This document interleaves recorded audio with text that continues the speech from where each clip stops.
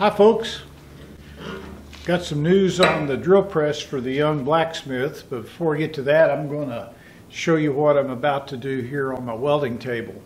I've got to move the drill press out so we can work on it, and frankly my welding table's in the way again. When I brought this in here last year I cut the feet off and welded inserts inside and put hockey puck feet on it so I could adjust it for the unevenness of the concrete in here. But that made it to where you can't push this thing around. In fact, the other day it took 8 of us to pick it up and move it over. It is heavy. So I need to move it again, and I got to thinking about it last night and I said I need some castors under there. So I got on the internet today and I found a caster company in downtown Houston that has every caster known to man. That's all they do. It's called Mott's Caster, M-O-T-T. And they were much cheaper than McMaster Carr, about half. Anyway, I said, do you have these in stock? And he said, let me go see if I have the parts. So apparently they went back and hand assembled these from different parts that they stock. It's got a 3/4 by 13 thread on it, stud. That's a bearing right there. Got a greaser underneath it and steel cast wheels. I got these because I didn't want it to have a flat spot on the wheel from sitting in one place for so long. So I got 4 of them. I'm going to jack this sucker up and then take off the hockey pucks and put them in. As soon as I get through with that, I'm going to tell you about the drill and where we are and what's going to happen. So stick around. In fact, you could come over and help me if y'all don't mind. Now this sucker is pretty doggone heavy. It's got like 1.25 inch solid steel top. I think I can jack it up here high enough to put 2 castors on, then go to the other side and do the other side.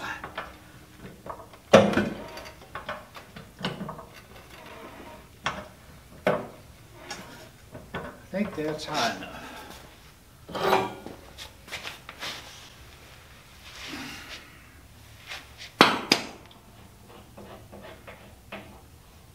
Hoping I remembered the right thread.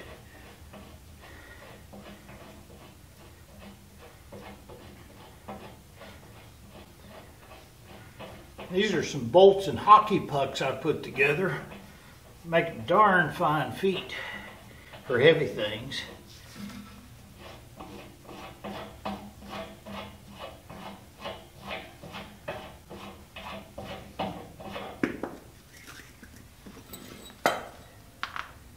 Looks like the same one. I'll have to raise you up some more.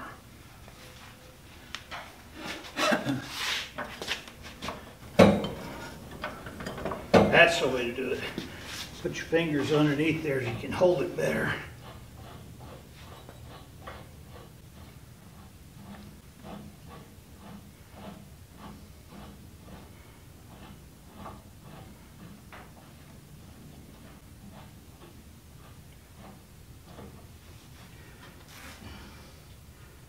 You sure get your money's worth on the stud.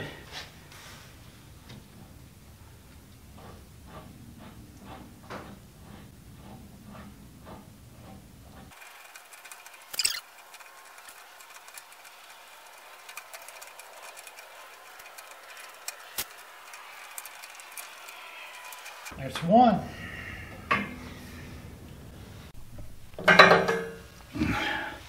There's a better look at this caster. Solid cast, rolls nice. This has got a nut screw on it.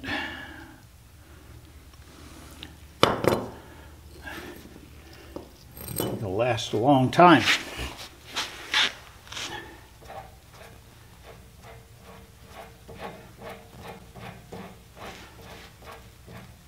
I got this, I cut the pipe off and made an insert to go up in there. It was way too high for my liking.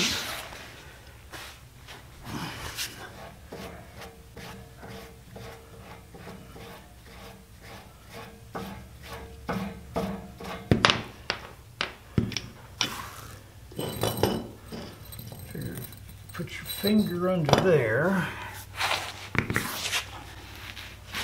Hold it like that. You can twist it better.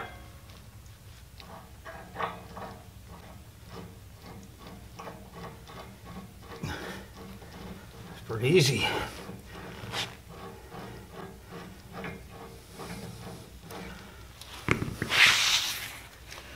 Hardest part of this job is getting down on the ground.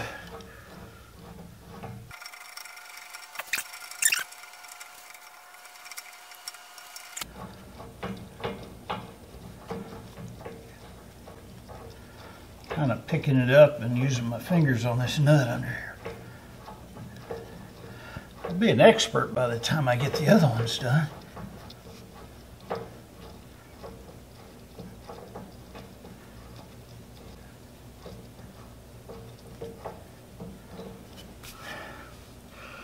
My fingers will fall off one.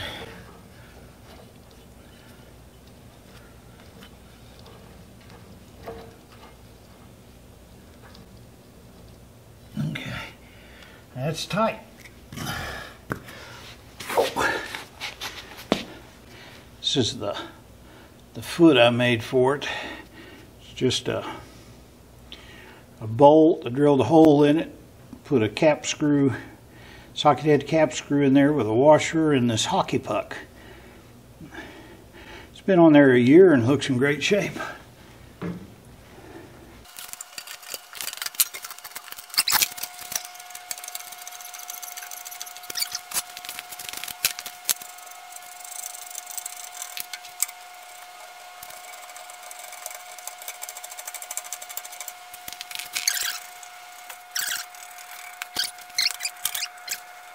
Now I got to move all this stuff that I put under here. It's all good stuff. That's what's going to be on a plasma table. Then I figured out all you got to do is turn this. It's got enough weight and friction, and the thread's loose enough that it'll screw itself up.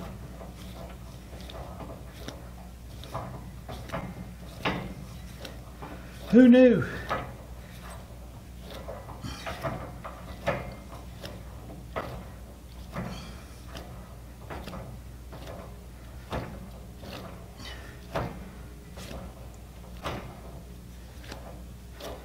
Now, if I need to, if there's an uneven place, I can jack it up and let that wheel down some if it's tipping or anything.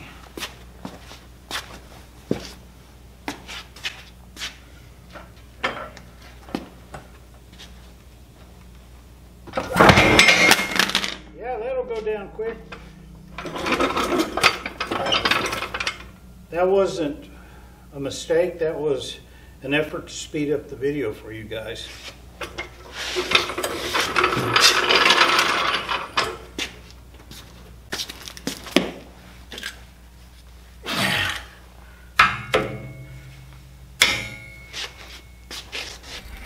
Oh yeah.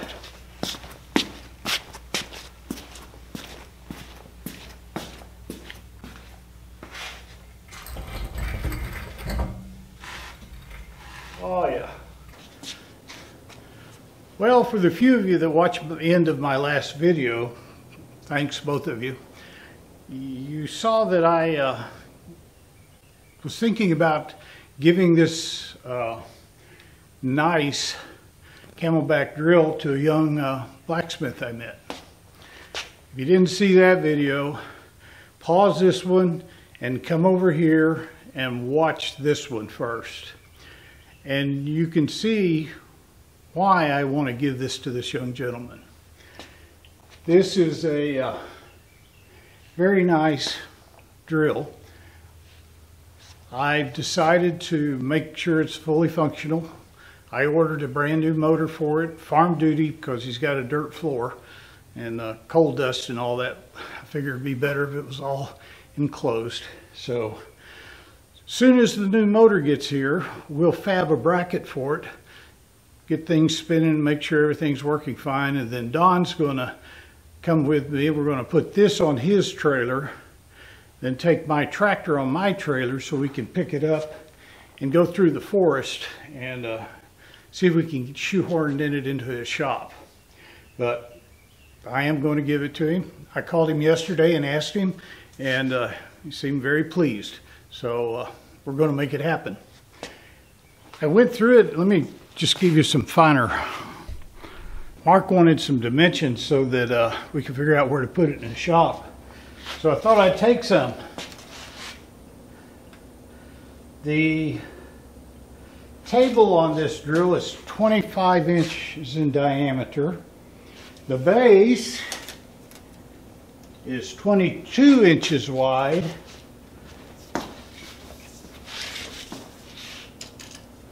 From front to back, it's going to take 70 inches. Well, it takes 66 actually. And I think we can lower everything down so that the height is be about 93 inches tall. So I don't know how big your door's opening is, but we can skid it into an 8-foot door. I went through and oiled it up, make sure everything was okay. Now this is one that I bought for myself. And you can see that I've had to securely lock it up so Don doesn't come take it away from here. And I thwarted him. He saw all those locks and just turned around shaking his head. Anyway, this has the nice feature where you can raise up and change tool bits without losing register. Somebody has put a thick plate over the top of the cast iron plate. This has some bolt holes in it, so you could bolt down a vise, which I highly suggest you clamp down your work on one of these. It's in good shape, and it's got a feature that most blacksmiths will really appreciate. That is the largest hardy hole I've ever seen on a Camelback drill.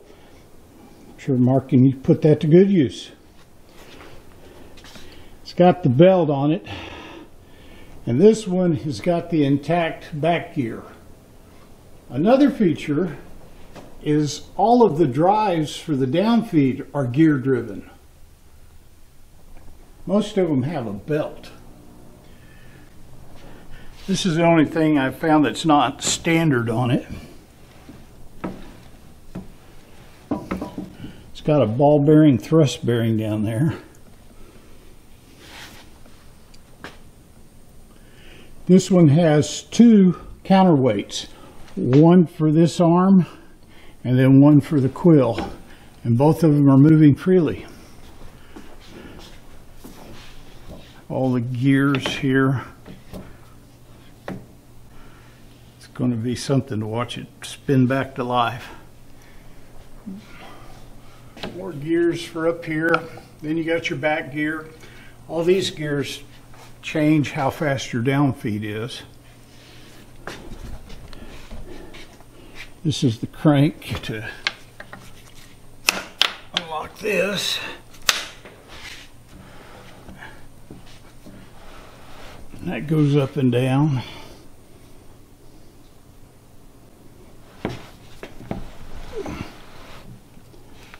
Better lock it so you don't lose it.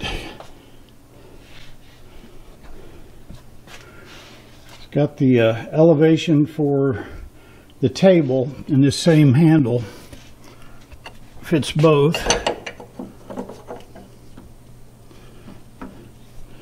At 4-speed pulleys, I'm going to have to go back and look at the video where I first brought this in, and I looked and found the name up there. It's hard to see in the dark. I'm sorry. I don't have enough lights to go around. But it's very hard to read in the first place. But Everything spins. The man said he was using it before his shop flooded, and his motor, he had this one bolted to the ground right there, and then he had a motor over here bolted to the ground, and then a double V-belt. I've ordered a 3-inch pulley for the motor. The motor he had was shot. It was 3-phase anyway, so. Well, anyway, that's what I'm going to do. This is going to go to a good home. I've got 2 other men ready to help me move it over there. We just have to get the motor hooked up and get it over to Mark's place. I'd like to thank you guys for watching my last video and leaving all the nice comments. I'm humbled by them. Thank you.